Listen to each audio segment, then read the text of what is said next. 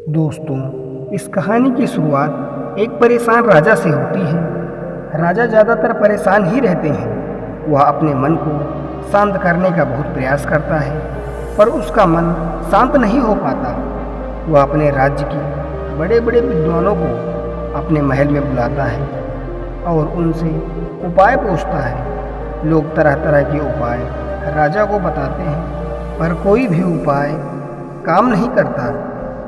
एक दिन एक व्यक्ति राजा के पास आता है और कहता है, आपके मन को शांत करने का एक उपाय है। राजा उस व्यक्ति की बात सुनकर बहुत खुश हो जाता है और उस व्यक्ति से कहता है, यदि तुमने ऐसा कर दिया तो मैं उतना धन दूंगा जितना तुम मुझसे मांगोगे। वह व्यक्ति राजा से कहता है, आपका मन मैं तो शांत नहीं कर सकता, पर एक सन्यासी है जो आपका मन शांत कर सकता है। वह कोई आम सन्यासी नहीं है, वह एक पहुंचा हुआ सन्यासी है। आप उससे एक बार अवश्य मिलें, वह आपकी समस्या का समाधान अवश्य कर देगा। राजा उस व्यक्ति से कहते हैं, कहाँ मिलेगा मुझे यह सन्यासी? वह व्यक्ति राजा से कहता है, यहाँ से कुछ दूर जंगल में उसकी एक छोटी सी कुटिया है। राजा अपने कुछ सैनिकों के साथ उस सन्यासी के पास पहुंचता है और उस सन्यासी से कहता है, मैंने सुना है आप बहुत पहुँचे सन्यासी हैं। सन्यासी राजा को अनदेखा कर देता है। राजा सोचते हैं कि शायद सन्यासी ने मुझे नहीं सुना। राजा फिर कहता है, मैंने सुना है आप बहुत पहुँचे हुए सन्यासी हैं, क्या आप मेरी समस्या का समाधान कर सकते हैं? सन्यासी राजा का कोई भी प्रश्न का उत्तर नहीं देता।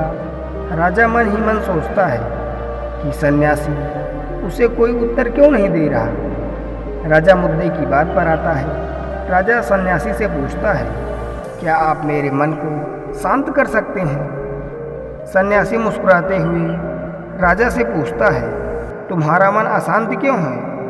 राजा कहता है, वैसे तो मेरे पास कोई भी चीज़ की कमी नहीं है। धन मेरे पास इतना है जिसका मुझे खुद अंदाज़ा नहीं। सभी सुख सुविधाएं हैं। लोगों के मन में मेरे लिए आदर है। मैंने बहुत सारे दान पुण्य किए हैं, पर बस एक चीज़ की मेरे अंदर कमी है, मेरा मन अशांत रहता है। यदि यह कभी कभी शांत भी हो जाता है तो यह फिर से अशांत हो जाता है। क्या आप मेरे मन को शांत कर सकते हैं? मैं बड़ी आशा लेकर आया हूँ। बाकी तो मैंने बहुत सारे उपाय आजमा लिए हैं, बस आप ही मेरी अंतिम आशा हो। सन्यासी उस राजा से कहता है, बिल्कुल, मैं तुम्हारे मन को शांत कर सकता हूँ। राजा बहुत खुश होता है। राजा कहता है, उसके लिए मुझे क्या करना होगा? सन्यासी मुस्कुराता है और कहता है, कल सुबह सुबह तुम मेरे पास आना, पर ध्यान रहे अकेले ही आना। राजा कहता है, ठीक है, मैं कल सुबह आपके पास आ जाऊंगा। सन्यासी कहता है, पर एक बात और ध्यान रहे, अपने अशांत मन को भी अपने साथ लाना। राजा सुनकर चौंकता है और सोचता है, यह कैसी बात कही सन्यासी ने? राजा कहता है, आपने क्या कहा? कृपया करके एक बार और बताएं। सन्यासी राजा से कहता है, तुम कल सुबह जल्दी आना और अपने अशांत मन को साथ लेकर आना। कहीं ऐसा ना हो कि तुम उसे अपने महल में ही छोड़ आओ। राजा सोचता है कि यह कोई पागल व्यक्ति तो नहीं, पर क्योंकि अब राजा के पास कोई विकल्प भी नहीं है, इसलिए वह सोचता है कि एक बार प्रयास कर लेना ही चाहिए। अगले दिन राजा अकेले सुबह सुबह सन्यासी के पास पहुंचता है और कहता है, मैं आ गया।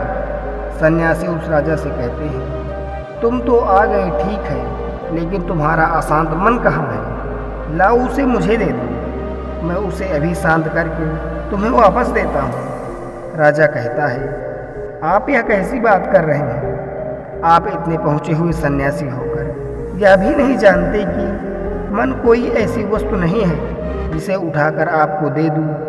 मन मेरे भीतर है। सन्यासी उस राजा से कहते हैं, ठीक है, बैठ जाओ। अपनी आंखें बंद करके उस अशांत मन को अपने भीतर खोजो। राजा अपनी आंखें बंद करके उस अशांत मन को अपने भीतर खोजने का प्रयास करता है। बहुत देर आंख बंद करके बैठे रहने के बाद सन्यासी राजा के कंधे पर हाथ रखते हैं और कहते हैं, आंख खोलो। राजा अपनी आंखें खोलता है। सन्यासी उस राजा से पूछते हैं, क्या तुम्हें तुम्हारा अशांत मन मिला? राजा कहता है, नहीं। सन्यासी राजा से कहते हैं, कोई बात नहीं, अब तुम कल प्रयास करना, आज के लिए इतनी खोज पर्याप्त थी। राजा अपने महल में चला जाता है। अगले दिन सुबह सुबह राजा फिर सन्यासी के पास आता है और वैसे ही करता है जैसे कल सन्यासी ने बताया था। राजा बैठता है और अपनी आंखें बंद कर लेता है और अपने उस अशांत मन को अपने भीतर ढूंढने का प्रयास करता है। बहुत देर तक राजा बैठा रहा। सन्यासी फिर से राजा के कंधे पर हाथ रखते हैं और कहते हैं, क्या तुम्हें अशांत मन मिला? राजा बड़ी शांत आवाज में सन्यासी से कहता है, नहीं। सन्यासी राजा से कहते हैं, कोई बात नहीं, आज के लिए इतना प्रयास ही काफ़ी है, अब तुम कल आना।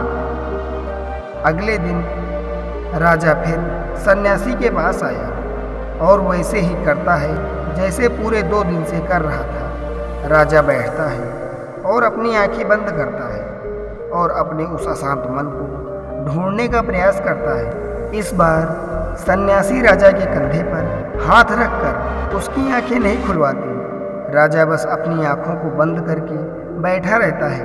काफ़ी समय बीत जाता है। सन्यासी राजा के पास ही बैठा रहता है। पूरा दिन बीत जाता है, पूरी रात बीत जाती है, पर राजा आंखें बंद करके अपने उस अशांत मन को ढूंढ रहा होता है। अगले दिन सुबह राजा की आंखें खुलती हैं और जैसे ही राजा की आंखें खुलती हैं, राजा अपने सिर को सन्यासी के चरणों में रख देता है और कहता है, मुझे मेरा अशांत मन तो कहीं नहीं मिला, पर वही शांति जरूर मिल गई जिसकी तलाश में मैं अब तक भटक रहा था। उस राजा की तरह आप भी अपनी मन की शांति को कहीं और बाहर खोज रहे हैं और तरह तरह के नुस्खे अपना रहे हैं। वह शांति कहीं बाहर नहीं है, वह शांति आपके भीतर ही है। बस आपको ज़रूरत है तो उसे अपने भीतर खोजने की।